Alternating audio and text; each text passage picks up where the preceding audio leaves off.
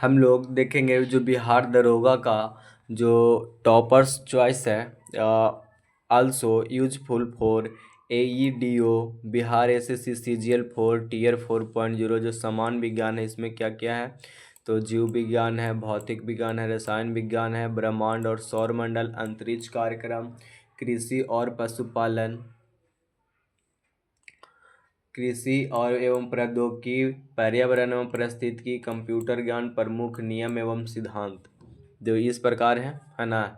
जीव विज्ञान, भौतिक विज्ञान, रसायन विज्ञान, पर्यावरण, प्रदूषण, परिस्थिति, संपूर्ण ब्रह्मांड एवं सौरमंडल, कृषि एवं पशुपालन, प्रमुख वैज्ञानिक, वैज्ञानिक कारण, है ना, विज्ञान एवं उसके प्रभाव, आनुवांशिक एवं परिस्थिति, अंतरिक्ष कार्यक्रम, कंप्यूटर ज्ञान, भारत के प्रमुख अनुसंधान संस्थाएं, विज्ञान की विभिन्न शाखाएं, नाभिकीय भौतिकी, प्रमुख आविष्कार एवं उनके आविष्कारक, प्रमुख उपकरणों द्वारा ऊर्जा का रूपांतरण, अवतल एवं उत्तल दर्पण में प्रतिबिंब की स्थिति, प्रमुख उत्प्रेरक, उनके उपयोग, प्रमुख उपकरण एवं उनके कार्य, विज्ञान और प्रौद्योगिकी, चिकित्सा विज्ञान संबंधी महत्वपूर्ण खोजें, पदार्थों के रासायनिक नाम एवं सूत्र, विटामिन से संबंधित महत्वपूर्ण तथ्य, कंप्यूटर एवं इंटरनेट से संबंधित संक्षेप, मानव शरीर से संबंधित महत्वपूर्ण तथ्य, भौतिक राशियों की बीमा एवं मात्रक, तत्व के संकेत एवं उनकी परमाणु संख्या, प्रमुख सिद्धांत, नियम एवं सिद्धांत,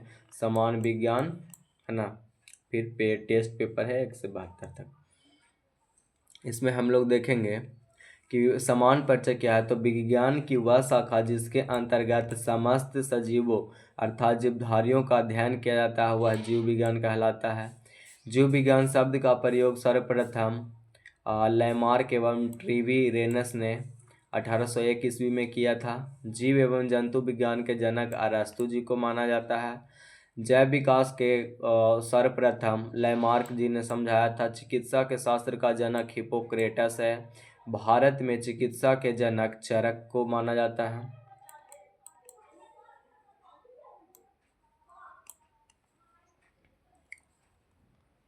ना। और हम जूम करेंगे, इसको जूम करके देखेंगे। चिकित्सा शास्त्र हिप्पोक्रेटस हो गया। भारत में चिकित्सा के जनक चरक जी हैं। वनस्पति विज्ञान का जनक थियोफ्रेस्टस है। भारत में शल्य चिकित्सा के जनक सुश्रुत हैं। मानव का विकास इतिहास परंपराओं से संबंधित विषय कहलाता है तो एंथ्रोपोलॉजी कहलाता है। हिस्टोरिया एनिमेलिस में पुस्तक है जो अरस्तु की है। हिस्टोरिया प्लेटोरियम पुस्तक है जो थियोफ्रेस्टस की है। जीवधारियों का वर्गीकरण देखेंगे तो जीवों के आधुनिक वर्गीकी का पिता किसे कहा जाता है, तो कैरोलस लिनियस को कहा जाता है। जीवों के नामकरण के द्विनाम पद्धति को प्रचलित किया था कैरोलस लिनियस ने 1753 में। 5 जगत वर्गीकी का पद्धति को प्रस्तुत किया है रॉबर्ट एच विकेटर ने 1969 ईस्वी में। समस्त जीवों को 5 जगत वर्गीकृत किया गया है। कौन कौन, तो मोनेरा, प्रोटिस्टा, कवक, पादप एवं जंतु। सभी प्रोकैरियोटिक जीव सम्मिलित किए जाते हैं तो मोनेरा जगत में किए जाते हैं। मोनेरा जगत के सदस्य हैं जीवाणु, नीलहरित शैवाल, साइनोबैक्टीरिया। प्रोकैरियोटिक जीवों में नहीं होता है तो केंद्रक प्रोकैरियोटिक जीवों में नहीं होता है। एक कोशिकीय यूकैरियोटिक जीव में सम्मिलित किए जाते हैं तो प्रोटिस्टा जगत में। प्रोटिस्टा जगत के सदस्य होता है कौन कौन, तो शैवाल, कवक और प्रोटोजोआ। यूकैरियोटिक में उपस्थित होता है तो क्या होता है, तो केंद्रक होता है। नेक्स्ट हम लोग देखेंगे जीवाणु के बारे में। तो जीवाणु की खोज ल्यूवेनहॉक ने 1683 में किया था। जीवाणु विज्ञान का पिता कौन है, तो ल्यूवेनहॉक है। जीवाणु नाम दिया था किसने, अहरेनबर्ग के 1829 में। कोशिकीय संरचना वाला छोटा जीव कौन है, तो जीवाणु है। जीवाणु की कोशिका भित्ति बनी होती है तो म्यूकोपेप्टाइड की बनी होती है। अब हम लोग नेक्स्ट देखेंगे, उसी का कुछ पार्ट्स होगा इसमें। हाँ, तो दलहनी पौधों की जड़ों में पाया जाने वाला जीवाणु कौन है, तो राइजोबियम है। वायुमंडलीय नाइट्रोजन को नाइट्रेट के रूप में परिवर्तित कौन करता है, तो राइजोबियम करता है। दूध में पाया जाने वाला जीवाणु कौन सा है, तो लैक्टोबैसिलस है। एंटीसेप्टिक सर्जरी का खोज किसने किया था, जोसेफ लिस्टर ने। जीवाणु का कृत्रिम संवर्धन रॉबर्ट कोच ने बताया था। जीवाणु में राइबोसोम पाया जाता है तो कौन सा पाया जाता है, 70S पाया जाता है। प्रोटोजोआ के बारे में देखेंगे तो प्रोटोजोआ होता है एक कोशिकीय जीव होता है। प्रोटोजोआ शब्द का प्रथम प्रयोग किसने किया था? तो गोल्डफस्ट ने किया था। प्रोटोजोआ संघ के जो जंतु हैं जो अमीबा और यूग्लिना है, हर प्रोटोजोआ कहलाता है तो यूग्लिना कहलाता है। विषाणु के बारे में अब हम लोग थोड़ा देखेंगे। तो विषाणु क्या है? संसार का सूक्ष्म जीव होता है वह विषाणु होता है। विषाणु का अध्ययन कहलाता है तो वायरोलॉजी कहलाता है। विषाणु की खोज इवानोव्स्की ने 1892 में किया था। साधारणतः सभी विषाणु बने होते हैं तो प्रोटीन के बने होते हैं तथा न्यूक्लिक अम्ल RNA के। विषाणु का आकार 0.15 से 0.2 माइक्रोन होता है। रासायनिक रूप से विषाणु होते हैं तो न्यूक्लियो प्रोटीन होते हैं। कोशिका विज्ञान देखेंगे तो जीवन की मूलभूत इकाई क्या होती है? तो कोशिका होती है। कोशिका की खोज रॉबर्ट हुक ने 1665 में किया था। जीवित कोशिका की खोज ल्यूवेन हॉक ने किए थे। कोशिका का अध्ययन क्या कहलाता है? तो साइटोलॉजी कहलाता है। कोशिका सिद्धांत का प्रतिपादन किया था किसने? स्लाइडेन एवं स्वान ने। कब किए थे? 1838 से 39 के बीच में। जीवधारियों की संरचना एवं क्रियात्मक इकाई क्या कहलाती है? तो कोशिका कहलाती है। कोशिका दो प्रकार की होती है, एक होती है प्रोकैरियोटिक, एक होती है यूकैरियोटिक। केंद्रक एवं केंद्रिका नहीं पाए जाते हैं तो प्रोकैरियोटिक कोशिकाओं में नहीं पाया जाता है। केंद्रक एवं केंद्रिका उपस्थित होते हैं तो यूकैरियोटिक कोशिका में उपस्थित होती हैं। सबसे छोटी कोशिका कौन सी होती है? तो माइकोप्लाज्मा गैलीसेप्टिकम जीवाणु की होती है।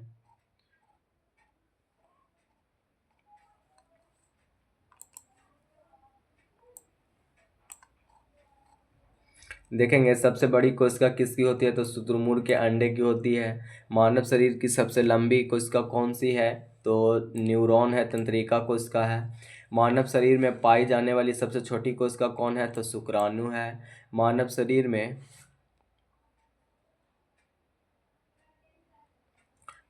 में पाई जाने वाली सबसे बड़ी कोशिका कौन है? तो अंडाणु है। कोशिका की संरचना है तो जीवन का भौतिक आधार क्या होती है? तो जीव द्रव होती है। जीव द्रव की खोज किसने की थी? डुजार्डिन ने की थी। जीव द्रव का नामकरण किसने किया था? पुरकिंजे ने किया था। जीव द्रव जीवन का भौतिक आधार है किसका है? तो हेक्सेले का है। जीव द्रव सिद्धांत दिया था तो किसने दिया था? तो शुल्ज ने दिया था। पादप कोशिकाओं का बाहरी आवरण बना होता है किसका? तो कोशिका भित्ति का बना होता है। कोशिका भित्ति पाई जाती है तो केवल पादप कोशिका में पाई जाती है। कोशिका भित्ति बनी होती है तो किस चीज़ की बनी होती है? तो सेलुलोज की बनी होती है। कोशिका झिल्ली पाई जाती है तो पादप एवं जंतु दोनों में।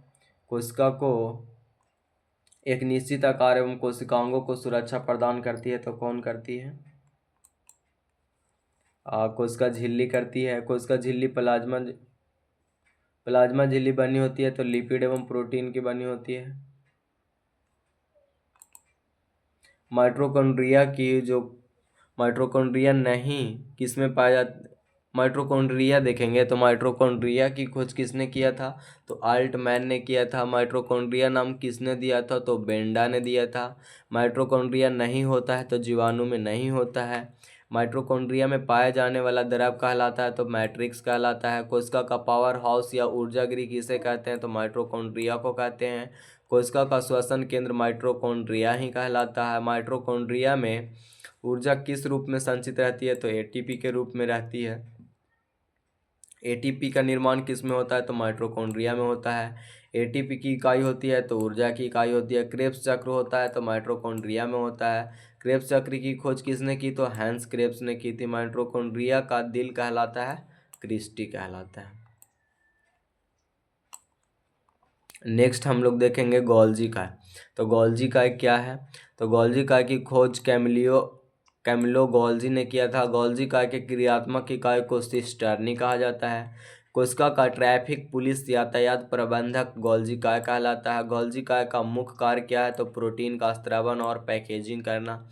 नेक्स्ट हम लोग देखेंगे कि लाइसोसोम क्या है।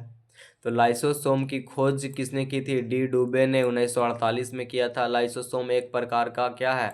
तो एंजाइम है। लाइसोसोम का मुख्य कार्य होता है तो बाह्य पदार्थों का भक्षण एवं पाचन करना। आत्महत्या की थैली किसे कहते हैं? तो लाइसोसोम को कहते हैं। कोशिका का एटम बम कौन कहलाता है? तो लाइसोसोम कहलाता है। नेक्स्ट देखेंगे अब हम लोग राइबोसोम के बारे में।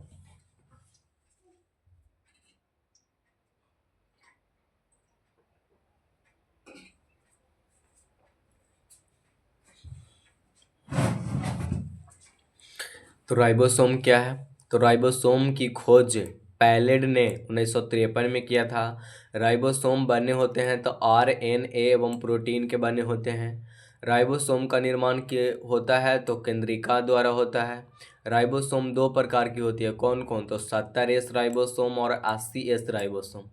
प्रोकैरियोटिक में पाए जाते हैं तो 70S राइबोसोम और यूकैरियोटिक में पाए जाते हैं तो 80 क्रोमोसोम। प्रोटीन का संश्लेषण कहाँ होता है? तो राइबोसोम द्वारा होता है। प्रोटीन का फैक्ट्री कौन कहलाता है? तो राइबोसोम कहलाता है। अब हम लोग देखेंगे लवक के बारे में। तो लवक कहाँ कहाँ पाया जाता है? तो लवक पादप में पाया जाता है।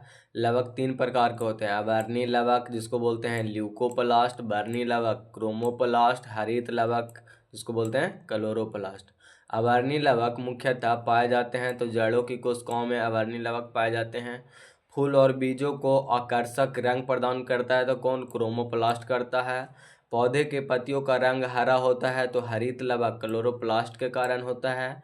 पत्तियों का रंग पीला होता है तो कैरोटीन के निर्माण के कारण होता है। पर्णहरित जिसको बोलते हैं क्लोरोफिल है ना, उपस्थित मुख्य होता है। धातु है तो कौन सा? मैग्नीशियम होता है। प्रकाश संश्लेषण में सहायता करता है कौन? तो हरित लवक जिसको बोलते हैं क्लोरोप्लास्ट। कोशिका का रसोई घर किसे कहते हैं? तो हरित लवक को कहते हैं।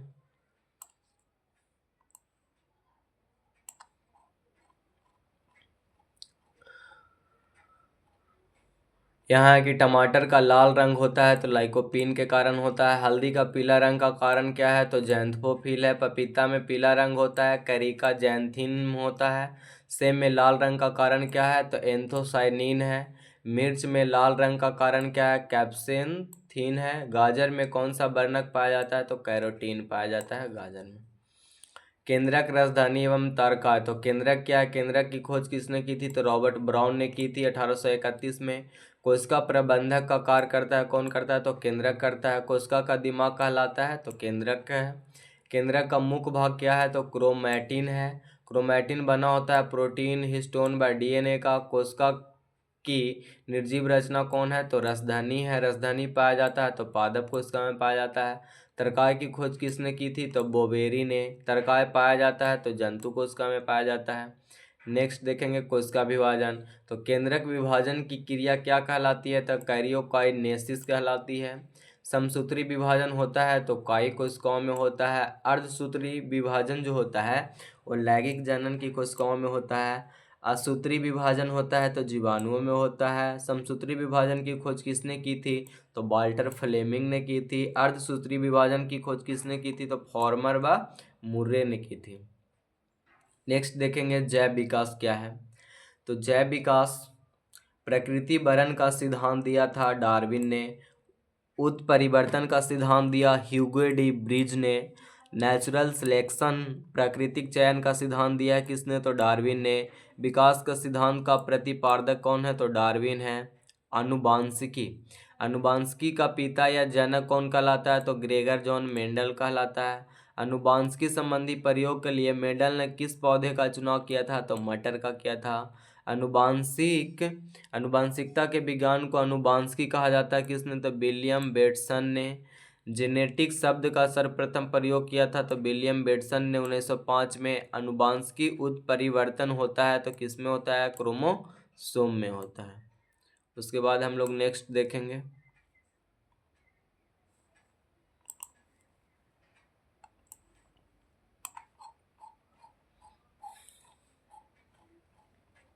नेक्स्ट है कि अनुवांशिकता की मूल इकाई क्या कहलाती है? तो जीन कहलाती है। जीन शब्द का प्रयोग सर्वप्रथम किया था विल्हेल्म जोहानसन ने 1909 में। जीन अवस्थित होते हैं गुणसूत्रों पर। एक जीन एक एंजाइम सिद्धांत को प्रतिपादक किया था बिंडल एवं टैटन ने।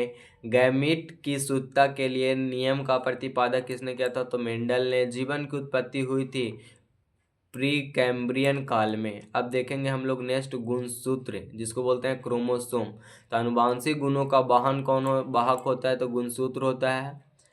गुणसूत्र या क्रोमोसोम की खोज स्ट्रासबर्गर ने 1875 में किया था।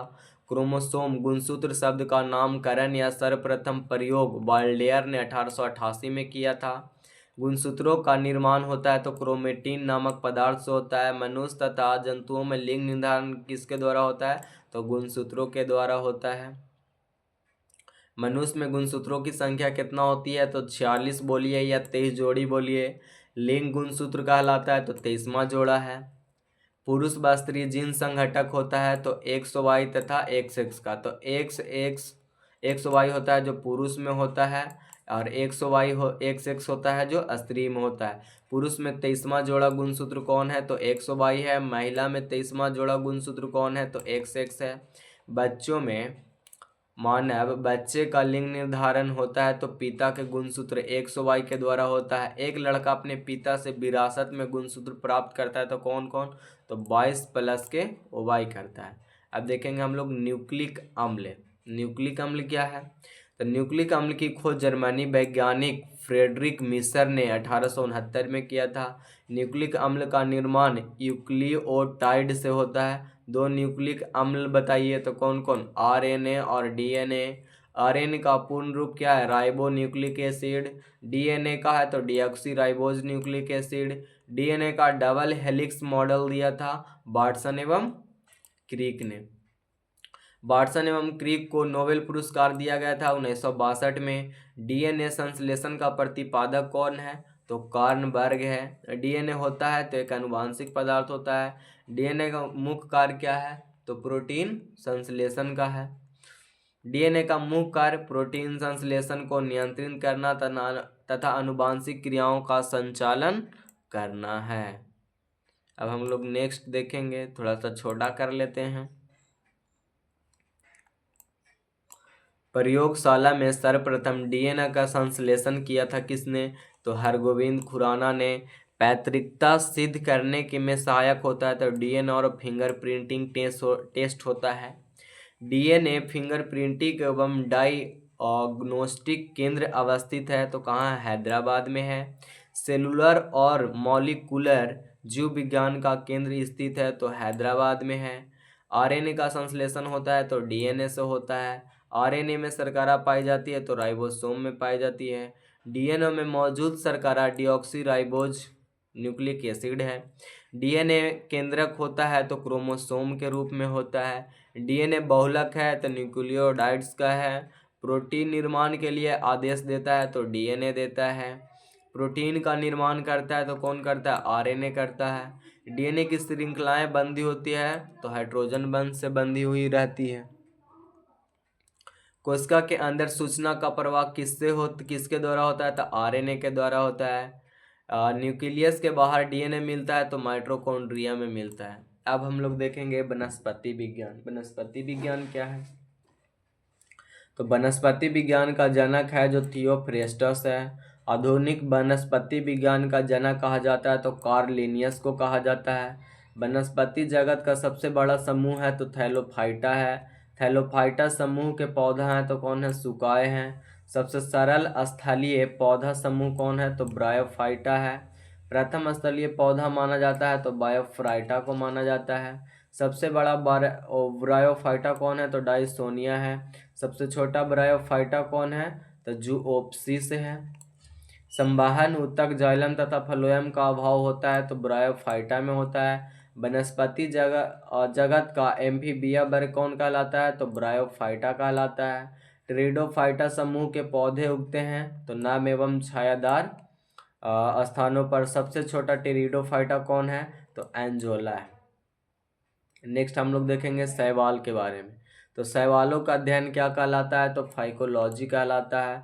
शैवालों की कोशिका भित्ति किसकी बनी होती है? तो सेलुलोज की बनी होती है।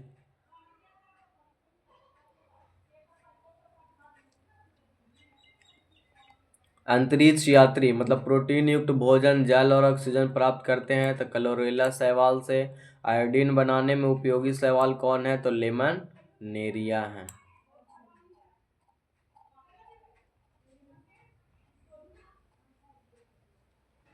सबसे बड़ा शैवाल कौन है? तो मैक्रोसिस्टिसिस है। सबसे छोटा शैवाल क्या है? तो क्लेमाइडोमोनास है। नेक्स्ट है कवक।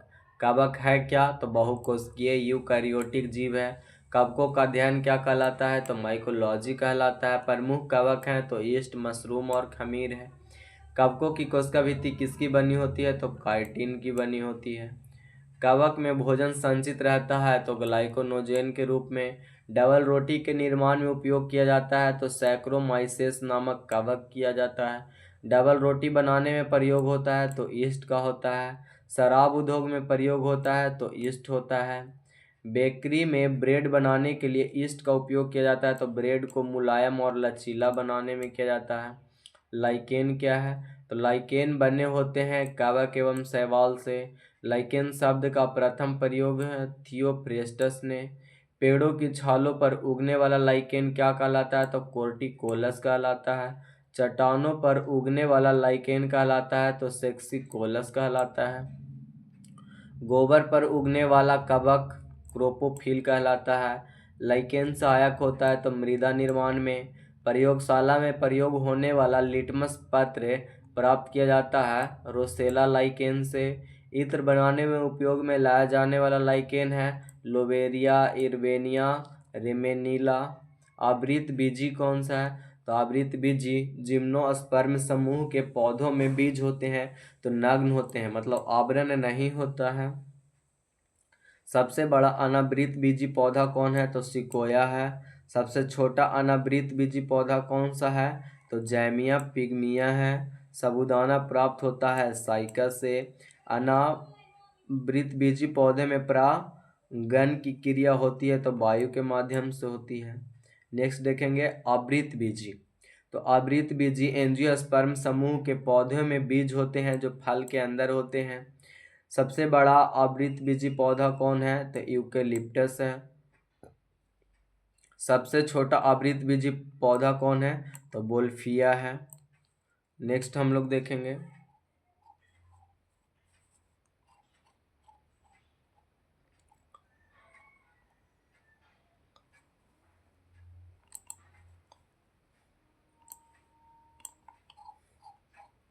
सबसे छोटा बीज कौन है? तो ऑर्किड का है। सबसे बड़ा बीज कौन है? तो लोडोसिया है। सबसे ऊंचा पौधा किसका है? सिकोया सेम्परबिरियस का है। सोलोनेसी कुल के पौधे हैं तो कौन कौन? आलू बैंगन टमाटर तंबाकू मिर्च हैं। रूसेली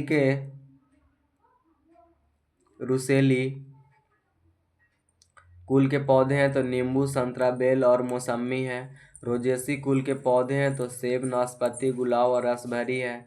मालवेसी कुल के पौधे हैं तो कपास है भिंडी है गुड़हल है। मटर किस कुल का पौधा है? तो लेंगू मिनेसी है।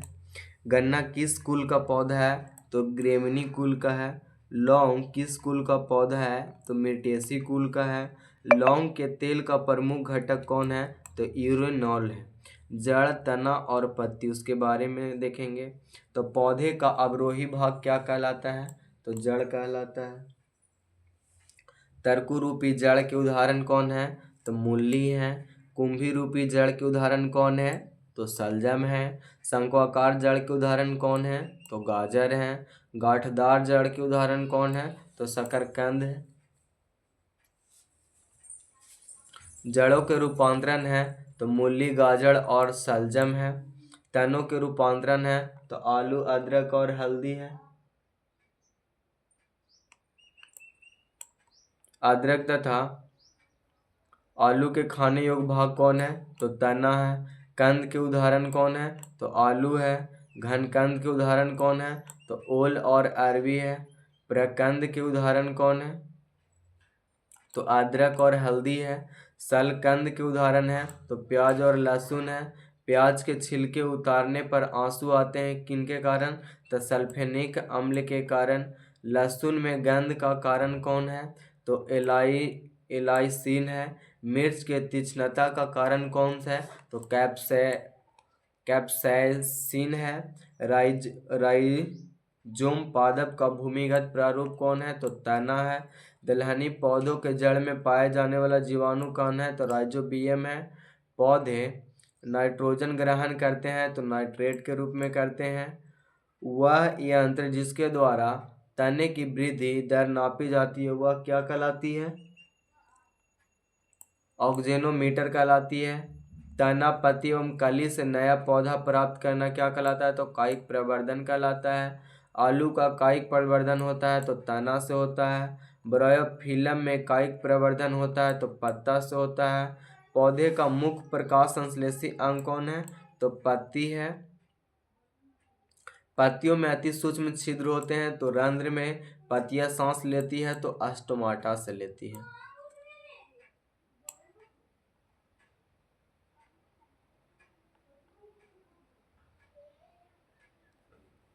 बाष्पोत्सर्जन में सहायक होता है तो स्टोमाटा होता है। पौधे की पत्तियों का रंग हरा होता है तो क्लोरोफिल के कारण होता है। पत्ती के लाल, नारंगी और पीला रंग होता है तो कैरोटीनाइड के कारण होता है। क्लोरोफिल के केंद्र में होता है तो मैग्नीशियम होता है। पत्तियों का मुख्य कार्य होता है तो प्रकाश संश्लेषण क्रिया द्वारा भोजन बनाना होता है। नेक्स्ट देखेंगे फल।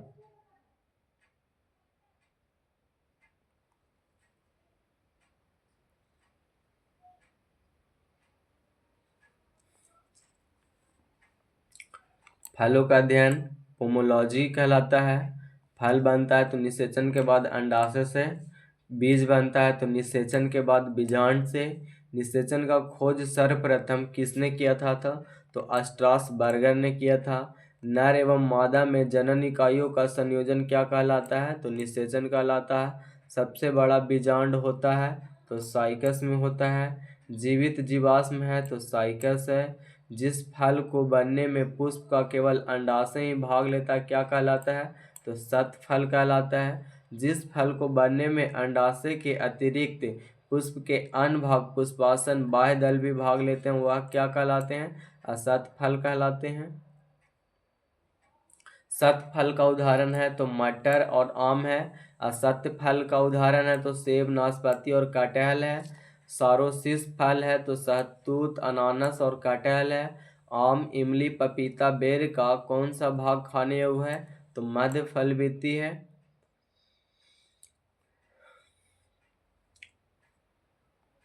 अमरूद, अंगूर, शरीफा, टमाटर का खाने योग्य कौन सा भाग है? तो फल भित्ति है। लीची का खाने योग्य भाग कौन है? तो एरिल है।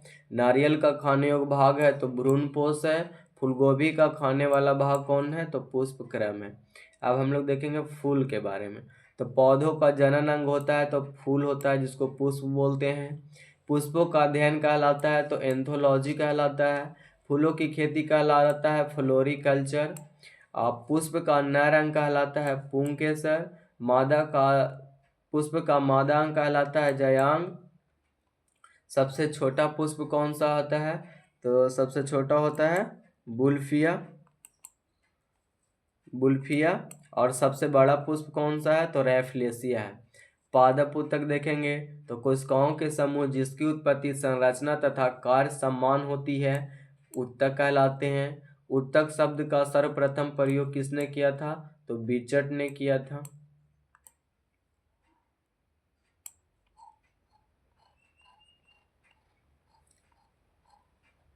नेक्स्ट है कि शरीर में ऊतकों का निर्माण किससे होता है? तो प्रोटीन से होता है। जाइलम एवं फ्लोएम संवहनीय ऊतक है। पत्तियों में बने खाद्य पदार्थों को पौधों के अन्य भागों तक पहुंचाया जाता है तो फ्लोएम से पहुंचाया जाता है। पौधों की जड़ों द्वारा अवशोषित जल तथा खनिज लवणों को पौधों के विभिन्न भागों तक पहुंचाता है कौन? तो जाइलम। शरीर के ऊतकों तथा अंगों को आपस में जोड़ने का कार्य कौन करता है? तो संयोजी ऊतक करता है। रक्त एक प्रकार का क्या है? तो संयोजी ऊतक है। नेक्स्ट देखेंगे प्रकाश संश्लेषण के बारे में। तो प्रकाश संश्लेषण पेड़ व पौधे द्वारा खाना तैयार करने की प्रक्रिया प्रकाश संश्लेषण या फोटोसिंथेसिस कहलाता है।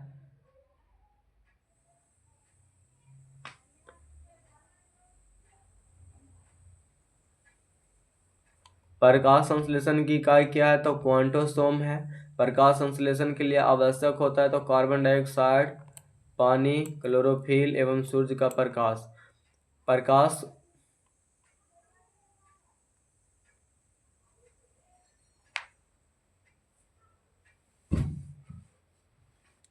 प्रकाश ऊर्जा का रासायनिक ऊर्जा में रूपांतरण क्या है? तो प्रकाश संश्लेषण द्वारा है।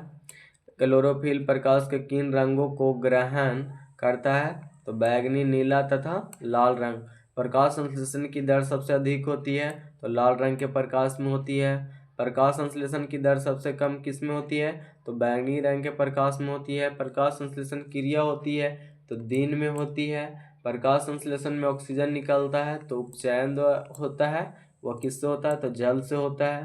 प्रकाश के अपघटन के लिए ऊर्जा मिलती है तो प्रकाश से मिलती है। प्रकाश संश्लेषण का प्रथम स्थिर यौगिक क्या है? तो फास्फोगिल्सरिक अम्ल है। वायुमंडल में ऑक्सीजन की मात्रा संतुलित होती है तो प्रकाश संश्लेषण द्वारा होती है। जैविक ऊर्जा का अंतिम स्रोत क्या है? तो सौर विकिरण है। नेक्स्ट देखेंगे पादप हार्मोन।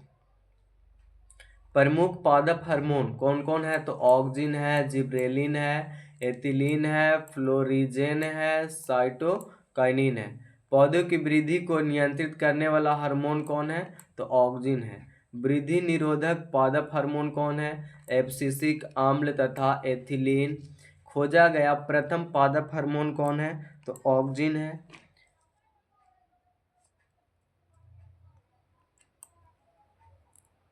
ऑक्सिन की खोज डार्विन ने 1880 में किया था।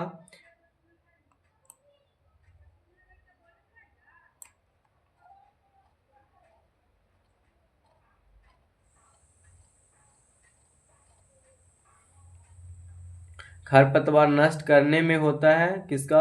ऑक्सिन का। और 2,4-D एक खरपतवार नाशी है।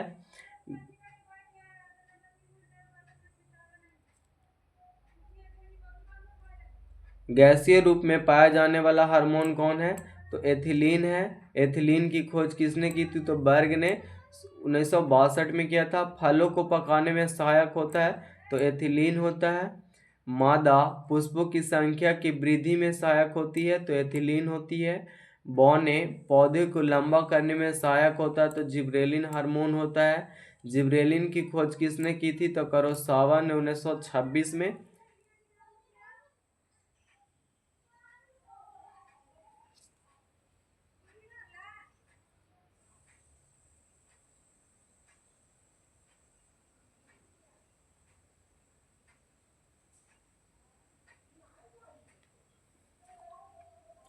कोशिका विभाजन की दर को बढ़ाने एवं विकास में सहायक होता है तो साइटोकाइनिन होता है। साइटोकाइनिन की खोज मिलर ने 1951 में किया था। फूल खिलाने वाला हार्मोन कौन है? तो फ्लोरिजेन है। ट्रॉमेटिन है तो डाइकार्बोक्सिलिक अम्ल है। पौधे के जख्मों को भरता है तो कौन है? ट्रॉमेटिन है। पादप रोग क्या है? तो तंबाकू को मोजैक रोग होता है किससे? तो विषाणु से होता है। आलू का सैथिल रोग होता है जीवाणु से होता है। गेहूं में रस्ट रोग होता है तो कवक से होता है। गन्ना में लाल सड़न रोग होता है तो कवक से होता है। धान का अंगमारी रोग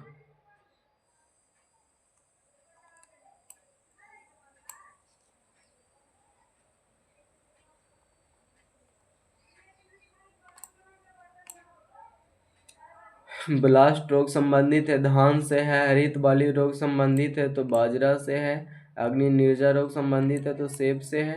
धान में खैरा रोग होता है तो दस्ता की कमी से होती है। आलू में ब्लैक हार्ट रोग होता है ऑक्सीजन की कमी कारण होता है। बंची टॉप रोग संबंधित है केला से है। टिक्का रोग संबंधित है मूंगफली से है। मटर में मार्स रोग है तो मैग्नीज की कमी से है।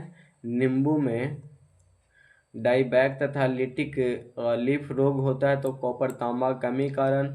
आम तथा बैगन में लिटिल लीफ रोग होता है तो जस्ते की कमी के कारण होता है। फूल गोभी में ब्राउनिंग तथा आंवले में निक्रोसिस रोग होता है तो ब्राउन की कमी से होता है। वनस्पति शास्त्र महत्वपूर्ण तथ्य। लौंग प्राप्त होती है तो शुष्क पुष्प की कली से। हींग प्राप्त होता है तो पौधों की जड़ों से। कॉर्क प्राप्त होता है तो ओक वृक्ष की छाल से। ओक का वनस्पतिक नाम है कुबेरकस सुबर है। हीरोइन प्राप्त होता है तो अफीम पोस्ता से होता है। तो थैंक यू एवरीवन।